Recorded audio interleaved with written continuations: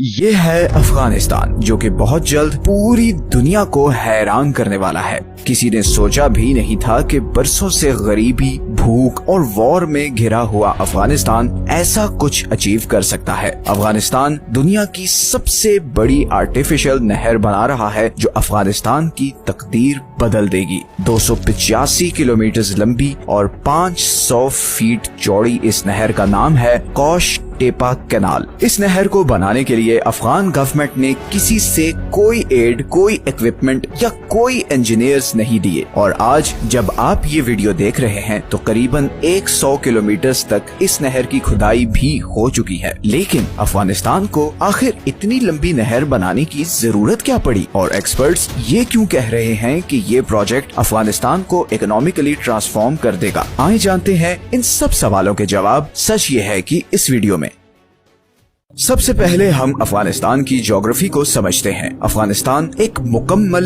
Land locked country है, मतलब उसके किसी हिस्से के साथ कोई समुंदर नहीं लगता। अफगानिस्तान के ईस्ट में पाकिस्तान है, वेस्टर्न साइड पर ईरान है, नॉर्दर्न साइड पर तुर्कमानिस्तान, उज्बेकिस्तान और ताजिकिस्तान है, जबकि नॉर्थ ईस्ट में अफगानिस्तान एक छोटा सा बॉर्डर चाइना के साथ भी शेयर करता है। तो अफगानिस्तान मुकम्मल तौर पर दूसरे कंट्रीज में घिरा हुआ है। अफगानिस्तान की 80% वाटर सप्लाई इधर हिंदू कश के बर्फ से ढके पहाड़ों से आती है। अफगानिस्तान में 4 बड़े दरिया हैं जिनसे अफगानिस्तान को पानी मिलता है। अफगानिस्तान की 40% वाटर सप्लाई हेलमंद रिवर से आती है, जो हिंदू कश से शुरू होता है और पूरे अफगानिस्तान को क्रॉस करते हुए फिर ईरान अफगानिस्तान बॉर्डर पर ब्रांच आउट हो जाता है। ये दरिया आजकल ईरान और अफगानिस्तान में एक पॉलिटिकल टेंशन का कॉज बना हुआ है, बिकॉज अफगानिस्तान इस रिवर पर यहाँ पर एक डैम बना रहा है और ईरान के अकॉर्डिंग इस डैम से हमून के सारे एरिया पर बहुत बुरा असर पड़ेगा। फिर दूसरे नंबर पर आता है अमू दरिया, जिसे इंग्लिश में द ऑक्सस रिवर भी कहते हैं। रिवर ऑक्सस सेंट्रल एशिया का सबसे लंबा दरिया है। ये नॉर्दर्न पाकिस्तान और सेंट्रल एशिया के बीच पामियर माउंटेन रेंज से शुरू होता है और फिर अफगानिस्तान ताजिकिस्तान बॉर्डर से गुजरता हुआ तुर्कमानिस्तान में एंटर होता है और फिर उज्बेकिस्तान को क्रॉस करते हुए एरल सी में जाकर गिरता है। यही वो रिवर है जिसपे कौश टेपा कैनाल बनाई जा रही है, जिसे हम अभी आगे जाके वीडियो में डिस्कस करेंगे। इसके अलावा फिर अफगानिस्तान की बाकी वाटर सप्लाई काबुल, हरीरुद और पंज रिवर से आती है। अफगानिस्तान दुनिया के उन चंद कंट्रीज में से है जिसका 70% एरिया पहाड़ों से कवर्ड है। अफगानिस्तान के सदर्न रीजन में ईरान और पाकिस्तान बॉर्डर के साथ रेगिस्तान है, तो बेसिकली कंधार से नीचे ये सारा एरिया डेजर्ट है।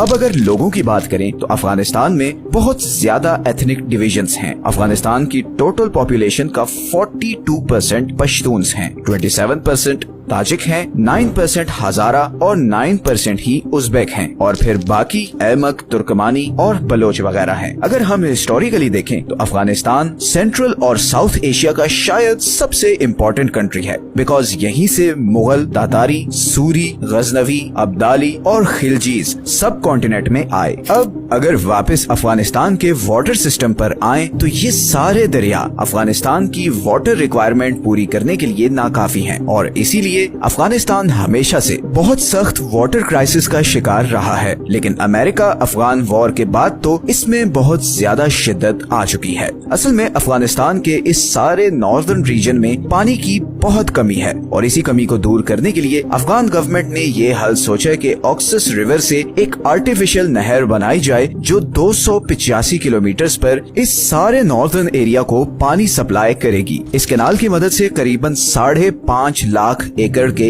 इस खुश रेगिस्तान को लश ग्रीन खेतों में बदला जाएगा। पानी आने के बाद यहाँ पर गेहूं और दूसरे कई अनाज उगाए जाएंगे, बल्कि अफगान गवर्नमेंट तो ये एक्सपेक्ट कर रही है कि 2028 तक अफगानिस्तान यहाँ पर उगाई गई 50% वीट दूसरे कंट्रीज को एक्सपोर्ट कर रहा होगा। ये प्रोजेक्ट मार्च 2022 में शुरू हुआ। इसकी इनिशियल कंप्लीशन डेट तो 2028 थी, मगर जिस स्पीड से इस पर काम हो रहा है, एक्सपर्ट्स के मुताबिक 2025 में ही ये कैनाल कंप्लीट हो जाएगी। ये प्रोजेक्ट इतनी जबरदस्त प्लानिंग के साथ किया जा रहा है कि बड़े बड़े वेस्टर्न इंजीनियर्स और एक्सपर्ट्स हैरान रह गए हैं। इस प्रोजेक्ट को 3 फेजेस में डिवाइड किया गया है। पहले और दूसरे फेज में इस सारे रूट पर खुदाई की जाएगी और अभी तक 100 किलोमीटर के एरिया पर खुदाई कंप्लीट हो चुकी है। ये खुदाई करने के लिए 200 लोकल कॉन्ट्रैक्टर्स को हायर किया गया है और करीबन 7000 हॉल ट्रक्स एंड एक्सकेवेटर्स से काम लिया जा रहा है और ये सारा प्रोसेस जबरदस्त तरीके से मैनेज हो रहा है। ट्रक्स और एक्सकेवेटर्स लाइन में खड़े होते हैं। एक्सकेवेटर मिट्टी उठाकर ट्रक में डालता है।